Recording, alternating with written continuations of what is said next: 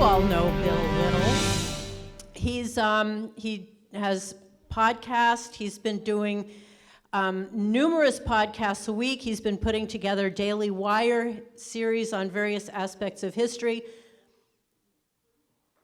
But I've known him since before that time when he spoke on all kinds of issues related to politics and culture. And he's a brilliant analyst and commentator. And because of that, we had him speak, we've had him speak at a picnic that we had, but also at our holiday party that we just did in December. And at that event, he touched on the whole thing was brilliant, but there was one piece of it that I thought connected beautifully to the topic of this conference.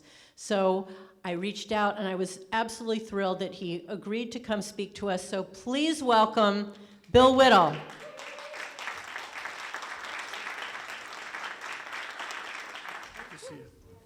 Hi, everybody. Hi. I'm Mike Walsh. You rascal, you. Good to see you back in America. It's a pleasure to be here. The stuff that we want to talk about is not so much of a pleasure, but one of the things that has changed my attitude so much about all of the politics I've seen in the last 15 years is the fact that so much of this is cyclical, which means, yes, there are downsides, but there are upsides coming, and so things are going to get worse before they get better. That's the short form of my speech. If you want to go out and get something to eat, you can pretty much get the gist of it. I would like to talk about a number of things, but just to build a little bit on what Bill just said just a few minutes ago. First of all, Bill, I don't know whether they still build tree forts or not, and I did, but it's easier to build a ground fort than a tree fort, and that's because of that gravity thing.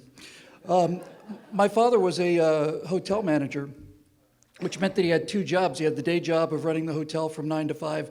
He'd come home, take a nap for about an hour, and then he'd go down and be the ship's captain entertainer and make sure everything's running smoothly. So fact of the matter is I didn't get a chance to see an awful lot of my dad. But when I did talk to him, he usually had something important to say. I remember, I was talking about this last night by sheer coincidence. Remember when we were younger, it's like, Dad, I'm so hungry, we got to eat, I'm really starving. He was a World War II vet. He got to Germany in April of '45, so 2 weeks before the war ended. Never shot at, nothing like that. Although he was an MP once, and he said he had to arrest a sergeant who pulled a .45 on him. And my dad said, looking down the barrel of the .45, he said, was just like the entrance to the Lincoln Tunnel, which made an impression on me. But I was telling my dad about how hungry I was, and he said, Bill, you're not hungry. And I said, Dad, I'm starving. He says, you're certainly not starving. Oh yeah? He said, yeah, Bill, because when you're really starving, you'll eat your shoes. And I said, you'll do what now? He said, when you're really, really hungry, Bill, you'll eat your shoes. Yeah, you'll put them in hot water to soften them up a little bit, and you'll eat your shoes. You'll eat your belt. You'll eat grass. You'll eat tree bark. You'll eat whatever you can. That's what hungry is. You're not hungry. You're just uncomfortable. So ever since then, I've always been able to say, I am extremely uncomfortable. I could eat an oak tree. Now, I just want to build on what Bill was saying. So I get to see an awful lot of my dad, and I probably would have been in real big trouble, but I was fortunate enough to acquire a second father when I was working at the Miami Planetarium when I was 13. There was a guy who was 10 years older than me, devout Christian, named Phil Trick. And Phil Trick became my real father. And even though we only spent a couple years together, he was the kind of guy who was so gentle in his discipline that it almost embarrassed me that I'd made a mistake. I'll just give you one quick example before I get into my stuff. We were going to get some food at New Hickory Barbecue in Miami, and I had a candy bar wrapper or something, and I just kind of chucked it out the window. That wasn't so uncommon back in those days, before the crying Indian changed society, and for the better, too, I might say. And Phil just looked over at me, and he said, why'd you do that? I said, what'd I do what? I said, why'd you throw that wrapper out the window? I said, I don't know. He says, you know, why'd you do it? I said, I don't know. You knew it was wrong, right? Yeah. So why'd you do it? I didn't throw any more candy bar wrappers out the window because I had somebody that I looked up to and that I respected, and I had disappointed them, and I didn't like that feeling. So I wasn't going to disappoint them again. So let's get into some of the things that we're about to deal with today. Before I get into my meta theory, Let's just talk about a couple things that we're seeing out there in society today. First of all, this idea of non-binary. You know what's ironic about that is that when you look at any animal, any organism really, but let's just take humans for examples, there is among people an infinite scale of gradation between all of our features with no landmarks or mileposts or dividing lines. We are varying in height, we're varying in skin color, we vary in intelligence, we vary in our weight, we vary in our ability to accomplish things, we vary in our confidence. There's only one part of the human condition that is in fact binary, and that's our gender. It's the only part of our entire biology that is either or. Everything else is a spectrum. And to say that this doesn't exist is the ultimate form of not wishful thinking. Wishful thinking is when you say, sure, would be nice if something happened. What this is on the part of the left is called magical thinking. Difference between wishful thinking and magical thinking would be, boy, I sure wish I had a brand new Corvette Stingray. Magical thinking is that if I believe long enough and hard enough, then the Stingray will appear. That's magical thinking. And that's what drives everything that the left does, is magical thinking. So why do they want to destroy this idea of gender? Why can't they stand the idea of the binary that is so obvious to all of us, male or female? When they say things like, I'm non-binary, I just want to say to them, well, what about your cats? Are they non-binary? Or your pets? Did you have a tough decision deciding whether to spay or neuter them? No. Well, then, what's the problem? Well, I was assigned female at birth. Okay. What about all those people who were born in Africa or villages around the world or on farms where there is no doctor present to determine your gender? Who assigns their gender at birth? All of this stuff is hysterically ridiculous, so you have to ask yourself why it is so important. Why is it that progressives are going to die on this hill? And the reason they're going to die on this hill is very simple. If they can get you to believe that the most obvious example of reality is in fact an illusion, then everything after that is downhill. Everything after that is downhill. If they can convince you that what your eyes show you between men and women is just an illusion, then everything else they want, they get for free. But we're not non-binary. We are binary. And we have different genders, and there's two of them. And I am generalizing here, but it is an extraordinarily accurate generalization to say that men and women are not only different, they have different strengths and different weaknesses. That's the beauty about the difference between men and women. It's not a question of men being superior. It's a question of men have strengths that women don't have, women have strengths that men don't have. And this goes right down to the core biology. Men have better vision, women have better hearing.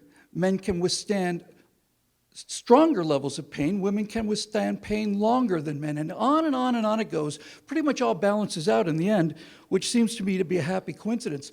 But because we are built differently, we have different roles in society, and those roles have to be destroyed in order to create this kind of pablum and mush of a citizenry that has no beliefs in anything other than what is told to them by their professors or by the news media or by our insect overlords in Washington.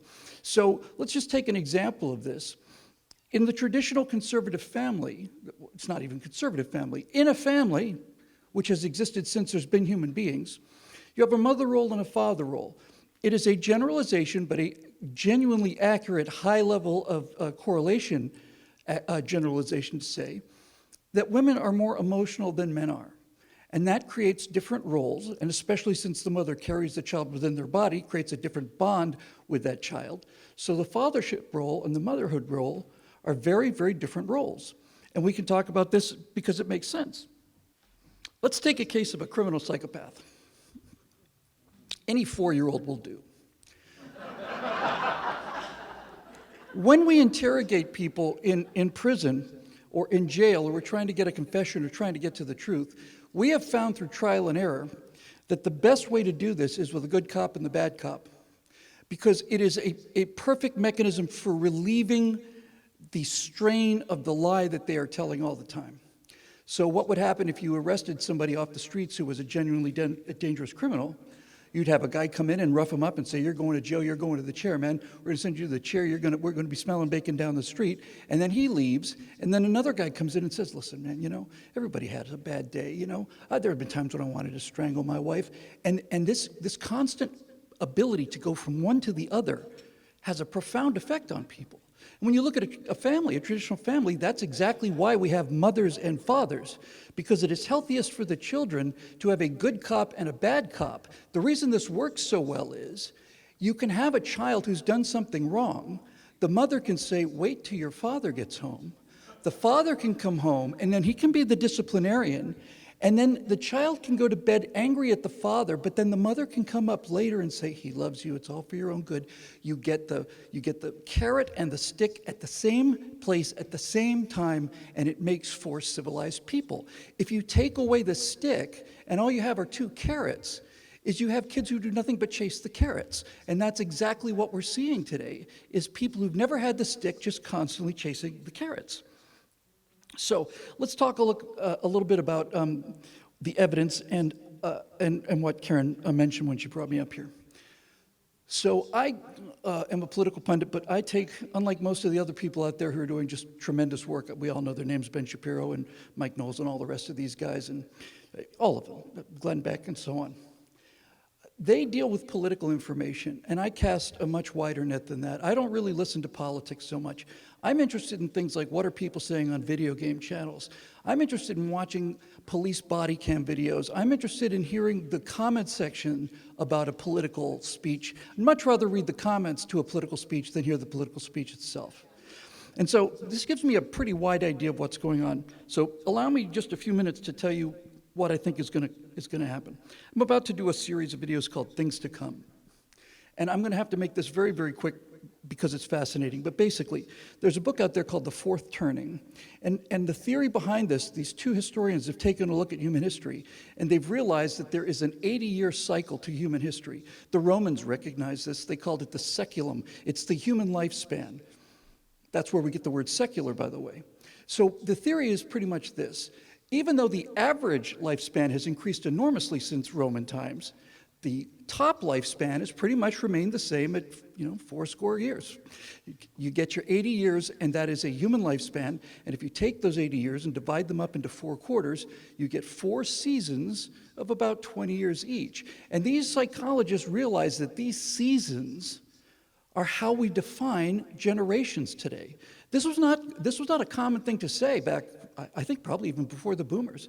You didn't really refer to yourself as the greatest generation or this generation or that generation. But we do now, because the changes in each one of these cohorts is so incredibly significant that we have to be able to identify it. So I'm a tail-end boomer. I got in 1959. Depending on your definitions, if I'd been born 9 months later, I would have been real old Gen Xer. But we have a tremendously valuable tool with this business about generations, because a Gen Xer and a millennial do think about things differently. Boomers and Gen Zs think about things very, very differently. And the theory behind this is that the way a generation behaves towards society is predicated on where that generation is born relative to the last existential crisis of that particular seculum. So, I was not part of the greatest generation. I didn't have to go through the kind of world where my best friend turns to pink mist beside me. I didn't have to have those lessons beaten into me. Fortunately enough for me, I was born into what I consider to be the golden slot, which is my parents went through that. My dad was a World War II veteran. My mom was in England during the Blitz. She got moved out to the countryside. She saw Winston Churchill standing on piles of rubble, shaking his fist at the departing bombers. And the lessons that they learned from the crisis, the lessons of reality, the moral essences of what the human condition is, they learned the hard way. I didn't have to learn it the hard way, but I got direct contact with that generation because they were my parents. And so when I mentioned the story of the shoe earlier, that you're really hungry, you eat your shoe, I learned that if you're really, really hungry, you'll eat your shoe. But I didn't have to eat a shoe in order to learn it. That was my dad's burden, not mine. He saw people in the Great Depression doing things like that. So I'm very lucky. Now, if you take the next generation, Gen X, Gen Y, somewhere in there, they don't have direct contact with people who went through our last existential crisis. Those are their grandparents. They get their morals from the boomers, who had direct contact with the crisis generation, but we softened things up a little bit. Our parents tended to be pretty taciturn and kind of controlled and emotionally tight. We want to be nicer than that. We can afford to be. And so we're not so strict with them, and we're not so hard on them. So they get a little bit softer, they get a little bit more permissive, a little bit more entitled. And then their children have no contact whatsoever with the last crisis generation. And they are in a world utterly devoid of any sort of sense that anything could go wrong. They believe, Gen Z believes, that this kind of prosperity, wealth, and peace that we've earned so hard in this country is the default condition of mankind, and that the entire world thinks the way that we do. And if we old fogies would just get out of the way, they could just get together and, smoke a few doobies and have the entire thing worked out in no time whatsoever. Because they are 4 generations away from the last existential crisis. Now, this sounds like an interesting theory, but let me just give you one little, it's an enormously complex thing. Let me just give you one little thing to let me convince you that I'm right. If this 80-year cycle of history is correct, then let's look at American history. The Declaration of Independence was signed in 1776, but the Revolutionary War was fought throughout the 1780s. That was our existential crisis, 1780s. So let's see, add 80 years to 1780, and you get 1860, which turned out to be pretty much the beginning of the Civil War. And then you add 80 years to 1860, and you get 1940, which was the beginning of the World War II. World War I was not an existential crisis for the United States. It was a big war, but it wasn't an existential crisis. Neither was Vietnam. But World War II was. So let's see. 1780 plus 60 years, the Revolution plus a lifetime equals the Civil War. The Civil War plus a lifetime plus 80 years makes the 1940s. That's World War II. If you take the 1940s and you add 80 years of human lifetime, you end up with the 2020s. And here we are. Now, my objection to this theory, with my incomplete understanding of it, was, boy, it sure is convenient how these existential crises manage to land every 80 years, isn't it? And I thought it's almost like a meteor or something that just magically appears in the sky every 80 years. That seems a little hard for me to believe. But the point I'm trying to make is this. By the time you get 4 seasons away from the last existential crisis, that 4th generation is so far removed from reality that they create the environment that brings on the next existential crisis. It is manufactured by the departure from reality of the last existential crisis. And here's one thing that I find interesting and why I think I'm onto something with this theory. There's one thing you can say about the American Revolutionary War, the Civil War, and World War II that they all have in common and has in common with the 2020s as well. In the years leading up to the American Revolution, no one was surprised when that war started. Everybody knew for 10, 15 years before then that something was going to have to happen. Same thing for the Civil War. Everybody knew that the slavery issue wasn't going to go away. It was going to get worse. They could see it coming. They could see it coming. They could see it coming for 10 years at least prior to that crisis. And again, in World War II, you watch the rise of Hitler, you watch the rise of Imperial Japan. They're building this incredible navy. It's not an absolutely terrible, shocking surprise when Pearl Harbor happens because we can see it coming. So that tells me that if we believe this theory to be true, and I do, then we should have in front of our eyes evidence of what is coming. We should be able to see it coming the same way that they did, which makes sense to me. So I look out on society, and I look out in the world, and I look at it with as clean a vision as I possibly can. Do I think it's going to be a military crisis? No, I don't.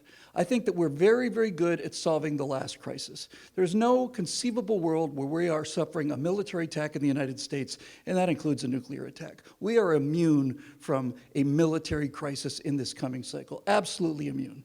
I don't think entirely it's going to be an economic crisis either. If I look out into the world today and look for the same signs that they saw in the 1780s and the 1860s and the 1940s, what I see is I see an unbelievable rise in lawlessness and absolute disrespect for authority. And so I think the coming crisis is going to be a crisis between the law-abiding and the lawless. That's the fight we're going to have.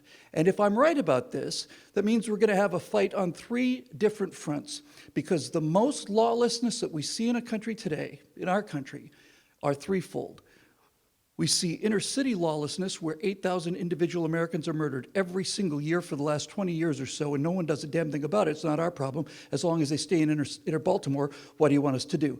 That has been going on for a long time. That's a clear warning sign. Cities are decaying. Cities are eroding. In fact, cities are becoming unlivable. And just as a quick sidebar, up until this point in human history, you needed cities. You needed them to be on trade routes originally, or you're going to run camel convoys to the east to get spices. They would be at an intersection. And then you put them on the coast because that's where the shipping handled, and that's where you had to have a city. As we get into the industrial era, cities become essential because unlike farming, which can take place over a wide area, we have an agrarian government. Our government was designed for an agrarian people.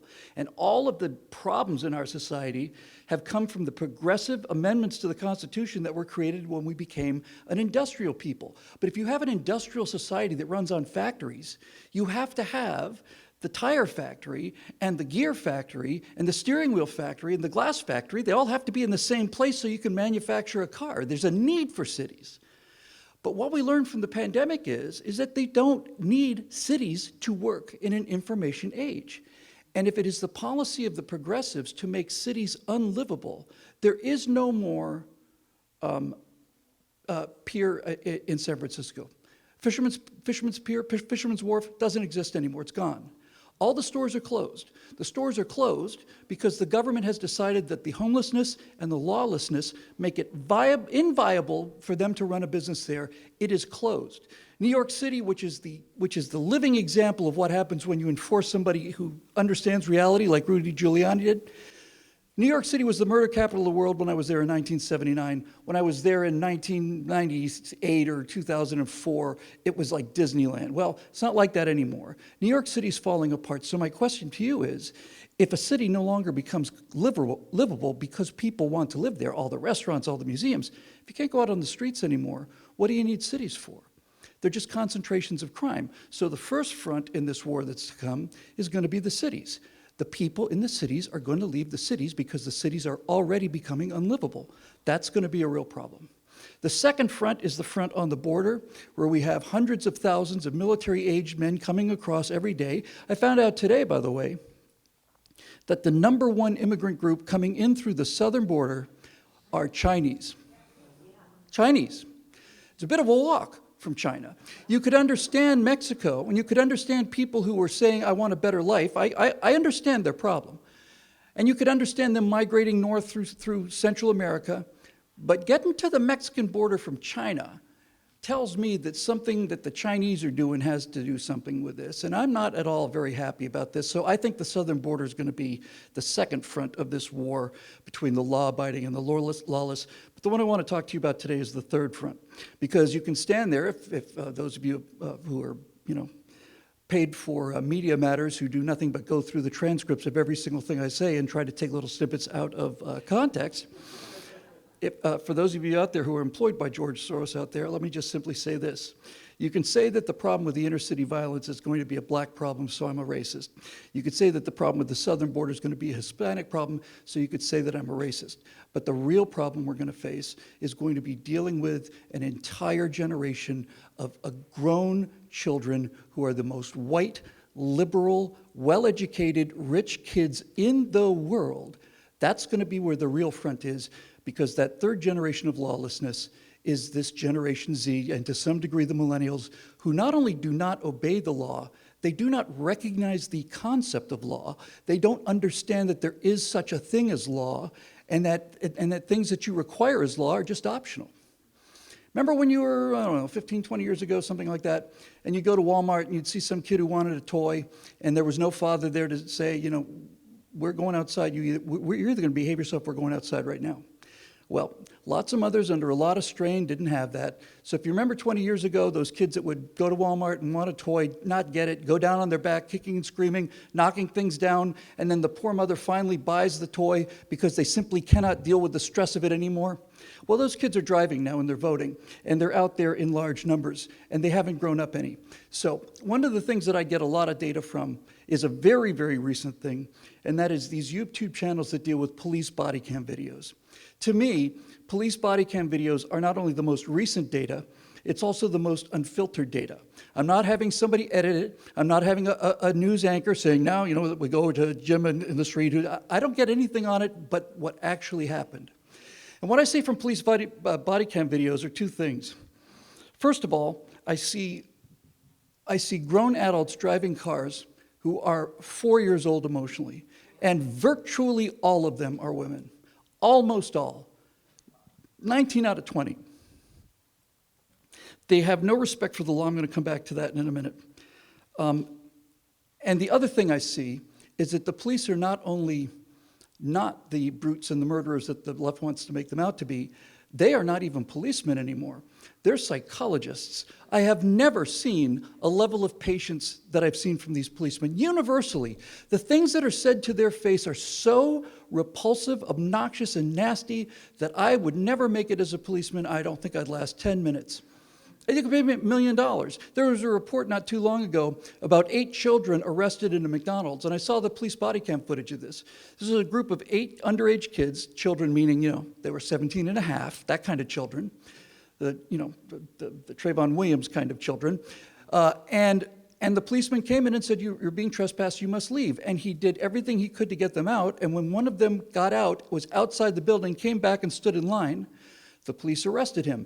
And then all the rest of them started coming up onto this cop, damn near started attacking him, called him every name in the book. And then I realized, if I'd been a policeman at the scene, it wouldn't have been 8 children arrested at McDonald's. It would have been 8 children shot dead by police at McDonald's, because it is unbearable to listen to what these people say to law enforcement.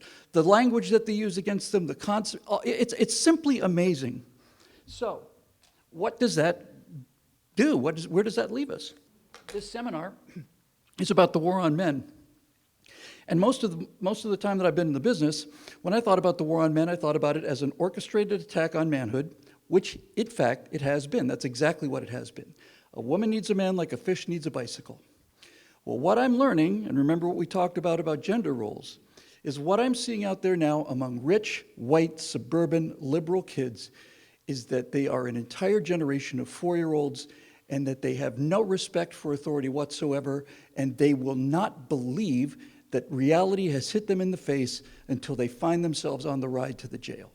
And the strategies that they use to deal with something like a traffic stop are precisely identical to the strategies that a 4-year-old uses when he wants a toy at Walmart. The language is utterly the same. I can't tell you how many police videos I've seen. In fact, I would say this is darn near a universal reaction. Ma'am, you're under arrest for shoplifting. Ma'am, you're under arrest for your DUI. No, I'm not. Well, it turns out you are. No, I'm not. I'm not under arrest, no. And they will start to bargain their way out of it, because bargaining and arguing their way out of it has always worked for them. They argue with their parents long enough until their parents finally just give up. They just plain surrender. They can't take it anymore. It's so much fun to watch reality hit these people in the face. It really is enjoyable for me.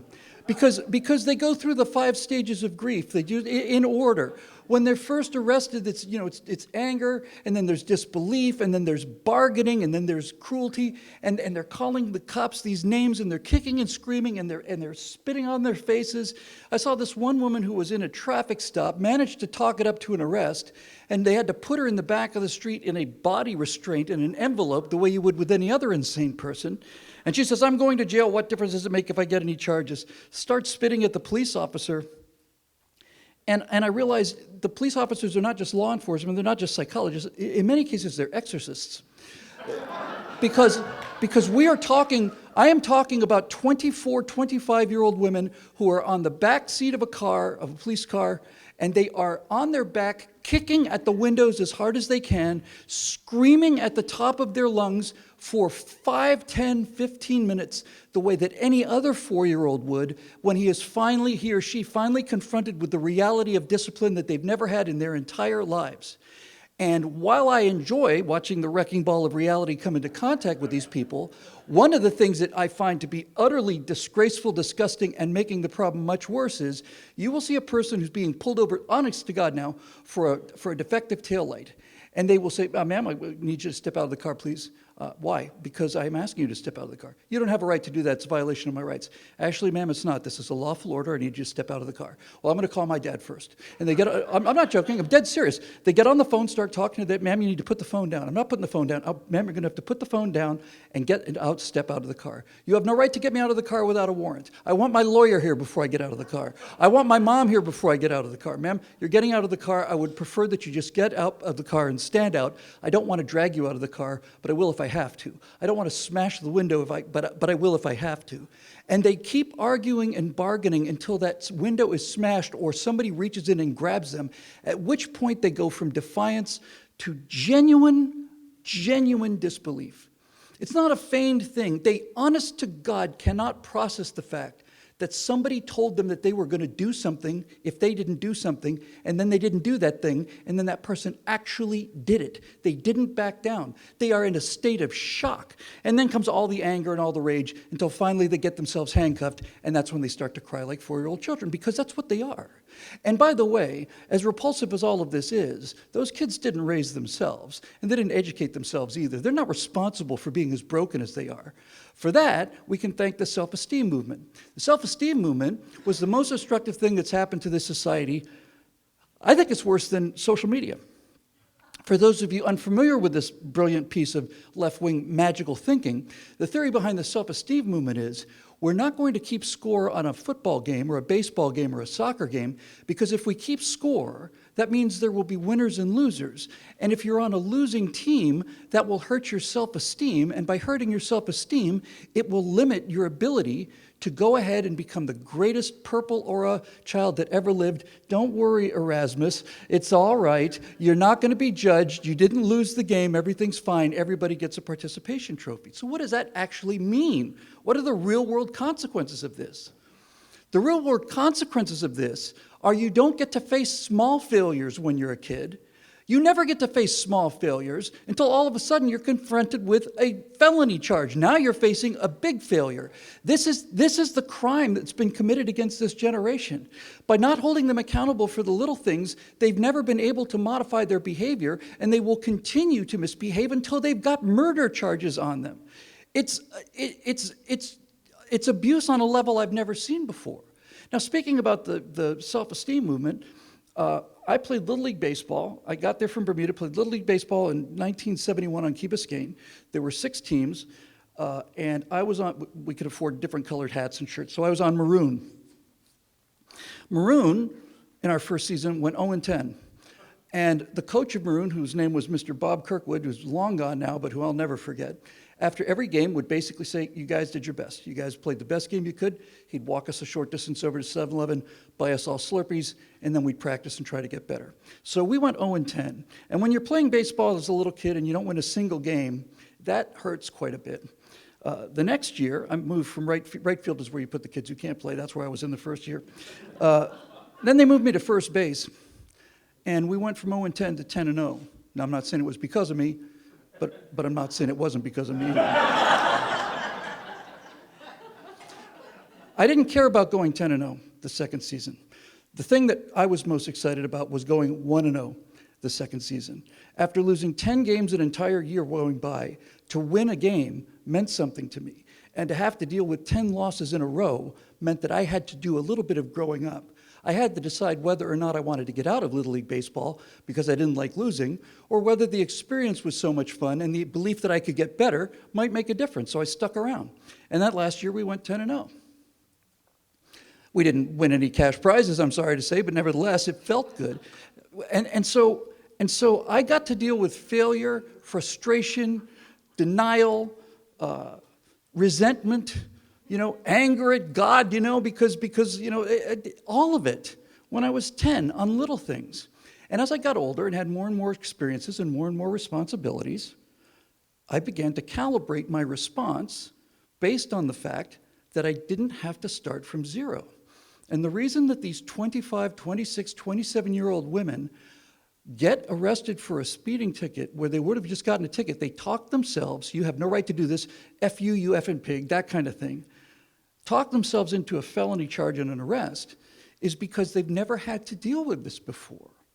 And so we have an entire generation of men that are going to have to take care of these women. Mostly, it is not exclusively, there are plenty of immature men out there, but the one thing I find most alarming, most instructive, and most disturbing is, for the first time in human history, as far as I'm aware, it is men that are moderating and civilizing women's behavior. That's not how it's supposed to work. It's supposed to be the guy who's telling the police to F off, and it's supposed to be the girlfriend who's saying, calm down, for God's sake, will you please not be such an idiot? No. What's happened to these women is they've become 100% neurotic, and they are virtually all of these basket cases are young women. And I think there's a perfectly good reason for this. The reason, somebody asked me back when I met Mikey back in the olden days, back in 2008 or 9, before I got married, somebody said, what's it like dating in Los Angeles, Bill? I said, well, it's tough. The men are weak and the women are crazy. And the weak men make the women crazy, and the crazy men make, women make the men weak. When you see movies where Scarlett Johansson, who's about this big, knocks out with her fists 7 or 8 250-pound professional soldiers in order to show empowerment, you create a generation of women who believe that they have that kind of physical authority and at the same time understand that they can say and do anything and no one will ever hit them for it. And all of these strong, independent women, brave and stunning women, when they get arrested and are handcuffed, especially if they end up on the ground, their first words are, how can you treat a woman that way? Every time. Every time. I want to send a memo out to the police and say, anytime you get that from them, say, well, ma'am, I'm treating you this way because I'm not a biologist. How am I supposed to know what you are? And how am I supposed to presume on your pronouns and your identity? So they want it both ways like they always do. They want it both ways. It is an inflammatory overstatement of the truth to say that what we're seeing now is 2 or 3 generations of women who've never had men in their lives to stabilize the situation for them. And we've had men who are doing something very, very interesting. There's a movement out there called MGTOW, and it gains adherence every day. Now, there are some men out there that are genuinely dangerous, these incels. This term means involuntarily celibate. These are losers that can't get a date, and they hate women so much that they just want to go out and start shooting the place up. But MGTOW is something completely different. Men going their own way is guys basically saying, women have become so toxic now and so loose that all I have to have is a Tinder app. I can swipe right. I get a call at 2 o'clock in the morning. She comes over, we have our fun, she leaves, I go and play video games with my guys. It's awesome. We don't have to, we get all the stuff that we want from women when you're 20, but none of the obligations, go to hell. We're not interested. And these women have, in their 20s, the term now is a body count. How many people have you slept with? What's your body count? And you see these women who are 22 years old and they have a body count of 60 or more, and they are mystified why, after having slept with 60 guys, the one guy they want to settle down with wants nothing to do with them. They can't understand it. And it's not their fault. This is what they've been told by the left. You can be just as slutty as men, you can be just as promiscuous as men, and you can have all of those benefits of men with none of the cost, but it turns out that men are not interested in women who've had 60 partners because the biology of men and women are different, and a man always has to wonder if I'm the father of the child, but a mother never has to wonder whether she's the mother of that child, and therein lies the entire reason for the disparity between the promiscuity of the two sexes. Men have to have a belief that a woman is relatively chaste and loyal because he is going to put his life resources into raising a child, and he has a reasonable expectation that that is his child. If you have women with 80 sexual partners at age 20, we're not interested. We'll go somewhere else. Men going their own way. And this leads to my final point, which is another phenomenon that we're seeing, and that is these women are not only amazed, but outraged at a phenomenon that's becoming more and more widespread, and they call the phenomenon passport bros. Passport bros are young men who've decided that every single American woman is too toxic to go anywhere near, and so they are looking for wives overseas. They go to the Philippines, they go to other places, and they find out that when they buy them dinner, instead of them having a second date afterwards, that these women are grateful, thankful, they want to create dinner for the men, they're kind, they're loving, supporting, they're not insulting, they're not demanding, and men say, hey, this is something I'm actually really interested in. American women can't take it. I'm a past bromo myself. My wife is from Russia. And one of the things I admire most about her and makes us so compatible is her essential femininity and her understanding of these two roles. So when we talk about the war on men, we've all talked about, and we continue to talk about today, the attack on men from a political situation. But what I want to talk about, and to close this, is to say the biggest attack on young men is going to be dealing with an entire nation of 30 million bat guano crazy women who haven't got the faintest idea of how to be human beings, let alone women. It is going to be an absolute epidemic. And we think about the crises that we've dealt with in the past. You know, when the last crisis, we had a Japanese Navy coming at us, so what do we need? Well, if we're going to deal with the crisis in 1942, we're going to have a lot of aircraft carriers and a lot of battleships. We're going to have to train up a lot of Marines. We're going to have a lot of guys killed storming the beaches. And the funny thing about that generational cycle thing is, according to this prediction, the next greatest generation, the guys that are going to actually fight the conflict, is Gen Z. Now, I heard the groan because I felt it myself. But think about this. This next conflict is not going to be about Gen Z going ashore on the beaches of Iwo Jima. They're not going to have to take rifles and jump out of airplanes and shoot Nazis. That's what video games are for, because you can't take the biology out of young boys, and if you won't let them be men out in the real world, then they'll go in, they'll close the door, and they'll be men playing Medal of Honor and Call of Duty and all the rest. That's where their father figures are.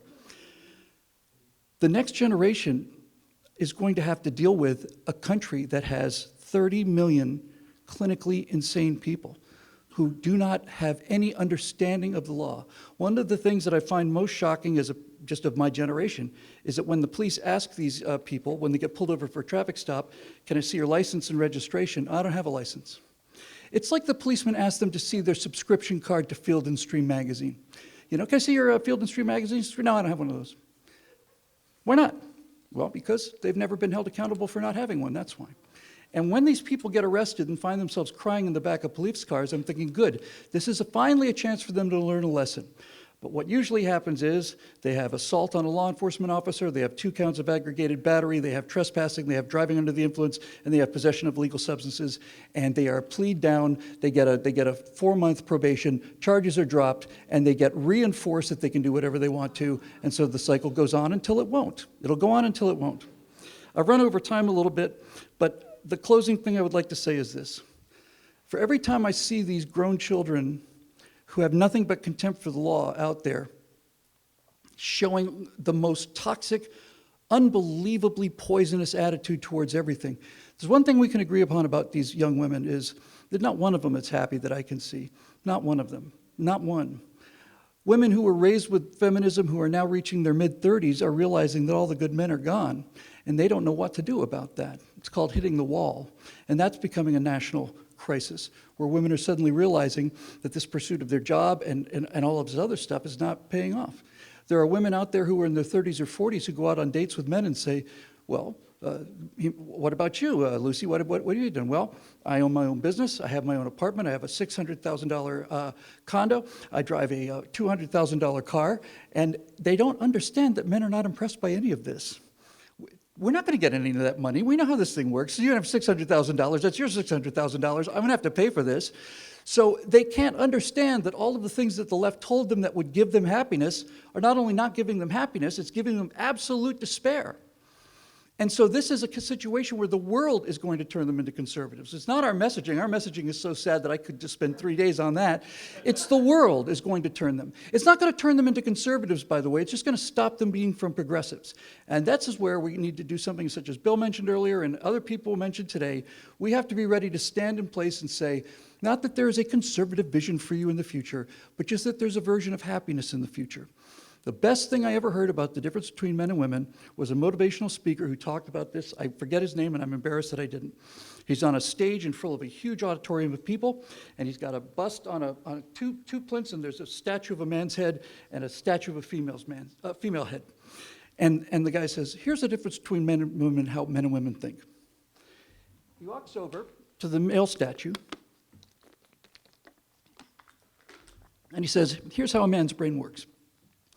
A man's brain works like a fishing tackle box. Each one of these individual little drawers in a man's brain can be opened, and inside each one of these boxes are different ideas and different things.